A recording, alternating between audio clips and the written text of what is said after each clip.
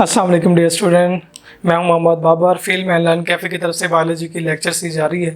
तो previous lectures में हम बात कर रहे थे रिस्पायरेटरी डिसऑर्डर्स की, कि सांस के सिस्टम में, रिस्पायरेटरी सिस्टम में कौन कौन सी बीमारियां पैदा होती हैं, और इसके हम पढ़ रहे थे कि कौन कौन से उसके सिम्टम्स हैं और उनके कॉजेटिव एजेंट कौन से हैं, या कौन से ऐसे ऑर्गेनिज़म हैं जिनकी वजह से जो है रिस्पायरेटरी डिसऑर्डर हेल्ड हो रहे हैं। और रिस्पायरेटरी डिसऑर्डर के अंदर हमने ये भी पढ़ा था कि कौन सा डिसऑर्डर कितना ख़तरनाक है और वो किस तरह की कॉन्सिक्वेंस की तरफ लेकर जाता है। तो आज जो हम पढ़ने वाले हैं वो एम्फीसीमा के बारे में पढ़ने वाले हैं कि एम्फीसीमा क्या है। तो एम्फीसीमा बेसिकली क्या होता है? एल्वेओलाई की डिस्ट्रक्शन होती है। एल्वेओलाई की डिस्ट्रक्शन से क्या मुराद है कि उसकी जो वॉल्स होती है वो क्या हो जाती है, ब्रेक हो जाती है, जिससे उसका जो एरिया है वो एक्सपैंड हो जाता है। जब एरिया एक्सपैंड हो जाता है एल्वेओलाई की वॉल्स का, तो फिर क्या हो जाता है, सही तरह से गैसेस एक्सचेंज नहीं हो पाता। एक एल्वेओलाई से दूसरी एल्वेओलाई में गैसेस सही तरह से एक्सचेंज नहीं हो पाती। जब वॉल्स उनकी खुल जाती हैं तो उनकी वॉल्स के ब्रेक होने जाने से गैसेस एक्सचेंज सही तरह से नहीं हो पाती, और उससे फिर क्या होता है, शॉर्टनेस ऑफ ब्रीथ होती है और सही तरह से सांस जो है वो आपको नहीं लिया जाता, सफोकेशन फील होती है, आपको सांस लेने में रुकावट होती है। ठीक है, इसको सबसे पहले आप डायग्राम देख लें कि डायग्राम में क्या है। ये एक एल्वेओलाई मैंने बनाया है,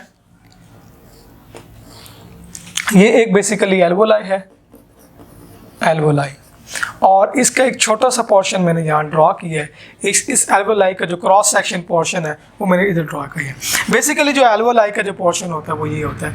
ये इसके अंदर क्या है, इसकी वॉल्स हैं, और जिसके अंदर क्या मूव करता है, एयर मूव करता है।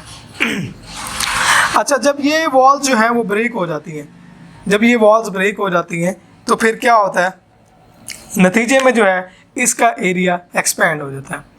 जब एरिया एक्सपैंड हो जाता है तो एरिया एक्सपैंड होने से हवा जो है वो सही तरह से नेक्स्ट जो है एल्वेओलाई में नहीं पहुंच पाती। बेसिकली ये जो एक क्या है, ये एल्वेओलस है। क्या है? एल्वेओलस। ये पूरी एल्वेओलाई है, और इसके अंदर जो छोटे पोर्शंस हैं, जो बबल लाइक पोर्शंस हैं, ये क्या है, ये एल्वेओलस है। एक एल्वेओलस का स्ट्रक्चर मैंने आपको बताया, और इसके अंदर क्या थी, बाउंड्रीज थी, और जब वो टूट जाती हैं तो सही तरह से एयर जो है वो नेक्स्ट को नहीं पहुंच पाती। ठीक है, एयर इन्हीं के अंदर ही ट्रैप रह जाती है, इन्हीं के अंदर फंस जाती है, और आगे जो है ना फर्दर मूव नहीं कर पाती, जिसकी वजह से क्या होता है, एक तो फिर लंग्स की जो शेप होती है वो भी सही नहीं रहती है, और जब हवा सही तरह से लंग्स के अंदर नहीं फैलेगी तो गैसेस का तबादला नहीं होगा। यानी जो कार्बन डाइऑक्साइड हमारे पास मौजूद है, वो कार्बन डाइऑक्साइड जो है वो सही तरह से बॉडी से बाहर नहीं जाएगी, और जो आने वाली ऑक्सीजन है वो क्या होगी, सही तरह से पूरे जिस्म को नहीं पहुंच पाएगी। जब ऑक्सीजन जो है ब्लड्स के अंदर ज़ाया हो जाएगी, सही प्रॉपर एल्वेओलाइज की कैपिलरीज के अंदर नहीं जाएंगी, खून की नालियों के अंदर नहीं जाएंगी, तो क्या होगा, वो ब्लड जो है वो ऑक्सीजनेटेड नहीं होगा। आपको पता है जब वो ब्लड ऑक्सीजनेटेड नहीं होगा तो हमारी जो बॉडी के अंदर जितने भी मेटाबॉलिज्म है उनको वर्क करने के लिए ऑक्सीजन चाहिए, और जब वो ऑक्सीजन उन्हें नहीं सप्लाई होगी तो बॉडी के जो सिस्टम है वो सही तरह परफॉर्म नहीं कर पाएंगे। अच्छा, तो यहाँ पे आपकी बुक के अकॉर्डिंग मैंने एक पिक्चर बनाने की कोशिश की है। यहाँ पर जो लेफ़्ट साइड पे है, ये लेफ़्ट साइड जो पिक्चर्स है आपकी लेफ्ट हैंड पे, यहाँ पर आपको ये एल्वेओलाई का स्ट्रक्चर है। ये बेसिकली एल्वेओलाई का स्ट्रक्चर है, ये एक्सपेंड स्ट्रक्चर है।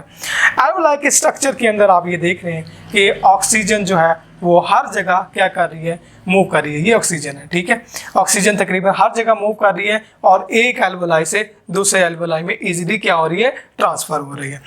लेकिन यहाँ पर ये है जो लेफ़्ट साइड, राइट साइड जो आपकी एल्वेओलाई है, राइट साइड, ये मैं आपकी बुक के अकॉर्डिंग बता रहा हूँ कि लेफ़्ट साइड और राइट साइड पे उन्होंने आपको दो एल्वेओलाई दिखाई हैं। तो उस एल्वेओलाई में जो लेफ़्ट वाली है ये नॉर्मल एल्वेओलाई है। क्या है? नॉर्मल है, क्योंकि इसके अंदर कोई स्पेस नहीं है। मैंने अभी बात की थी कि एल्वेओलाई की वॉल्स के अंदर क्या हो जाती है, सैक्स के अंदर, ये बेसिकली सैक्स हैं, इसके अंदर क्या हो जाती है, ये इसकी वॉल टूट जाती है, इसके टिश्यू टूट जाते हैं, जिसकी वजह से ये इनकी वॉल एक्सपैंड होती है, फैल जाती हैं, जिसकी वजह से ऑक्सीजन सही तरह से ट्रांसफ़र नहीं हो पाता है। तो ये यहाँ पर ये इस कंडीशन में हम देख रहे हैं कि ये इसकी स्पेस क्या है, ऑक्सीजन के साथ कैरी है, यानी इसको कोई मसला नहीं है, ये जो है ना सेहतमंद एल्वोलाई है।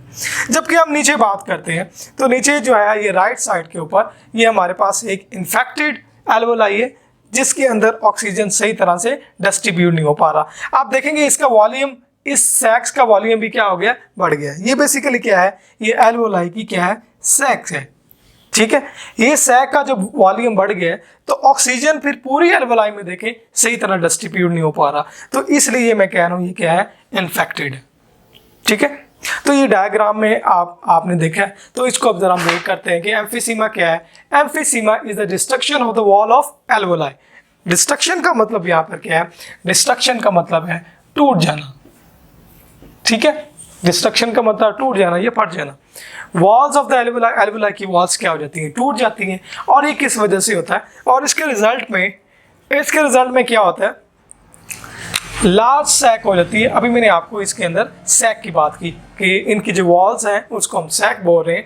A lesser surface area for gases exchange, तो इनके पास जो सरफेस एरिया होगा वो क्या हो जाएगा, कम हो जाएगा गैसेस एक्सचेंज के लिए, ठीक है। As lung tissue break down, जैसे लंग के टिश्यू क्या होते हैं, ब्रेक डाउन होते हैं, और जब कोई लंग के टिश्यू ब्रेक डाउन हो जाए तो वो दोबारा उसको अपनी ओरिजिनल पोजीशन के अंदर नहीं लेके आ सकते। प्रीवियस लेक्चर के अंदर मैंने बात आपको इनहेलेशन और एक्सहेलेशन के बारे में बताया था कि इनहेलेशन और एक्सहेलेशन में क्या होता है कि जब आप अंदर जो है ना ऑक्सीजन लेके जाते हैं तो आपके लंग्स क्या होते हैं, एक्सपैंड हो जाते हैं, और जैसे ही आप ऑक्सीजन को बाहर लेके जाते हैं तो आपके लंग्स क्या हो जाते हैं, सिकुड़ जाते हैं, ठीक है। तो जैसे ही उसको आप एयर को बाहर निकालते हैं तो आपके लंग्स क्या हो जाते हैं, सिकुड़ जाते हैं। तो एक साइड जब लंग्स की सिकुड़ती है तो दूसरी साइड से क्या होता है कि बाहर वाली ऑक्सीजन जल्दी से अंदर आती है और अंदर वाले दोनों लंग्स को उनकी सही वॉल्यूम देती हैं। अगर यहाँ पर गैसेस का एक्सचेंज का तबादला, गैसेस के जो एक्सचेंजेस हैं अगर वो सही तरह ना परफॉर्म हो तो लंग्स जो है वो अपनी प्रॉपर पोजीशन में नहीं आ सकते। जब वो अपनी प्रॉपर पोजीशन में नहीं आएंगे, अपनी ओरिजिनल शेप के अंदर नहीं आएंगे, तो हम कहेंगे देयर इज सम प्रॉब्लम, इसको कोई डिसऑर्डर है कि जो लंग्स अपनी सही शेप के अंदर नहीं आ रहा। इट्स मीन अगर लंग्स अपनी सही शेप पर नहीं आ रहा तो हम ये जो है कंसीडर कर लेंगे कि लंग्स के टिश्यू जो है वो डैमेज हो चुके हैं, ठीक हो गया। अच्छा, तो उसके बाद इसकी सिम्टम्स की बात करते हैं कि एम्फीसीमा के अंदर हमें कौन कौन से सिम्टम्स देखने को मिलते हैं। पहली क्या है, शॉर्टनेस ऑफ ब्रीथ है, इसके अंदर हमें सांस में रुकावट होती है, और दूसरी में फटीग है, पेन होता है, और रिस्पायरेटरी इन्फेक्शन हो जाता है। रिस्पायरेटरी इन्फेक्शन से मुराद कि वो वहाँ पे कोई भी ऑर्गेनिज्म या वायरस जो है ना आकर वह क्या कर देते हैं, इन्फेक्ट कर देते हैं वहाँ पर, जिसकी वजह से इनकी वॉल क्या हो जाती है, ब्रेक हो जाती है। उसके बाद ये वेट लॉस हो जाता है, वज़न कम हो जाता है। एम्फीसीमा का जो पेशेंट होगा उसका वेट, सबसे बड़ी जो इसका सिम्टम होगा वो क्या होगा, उसका वेट लूज हो जाएगा।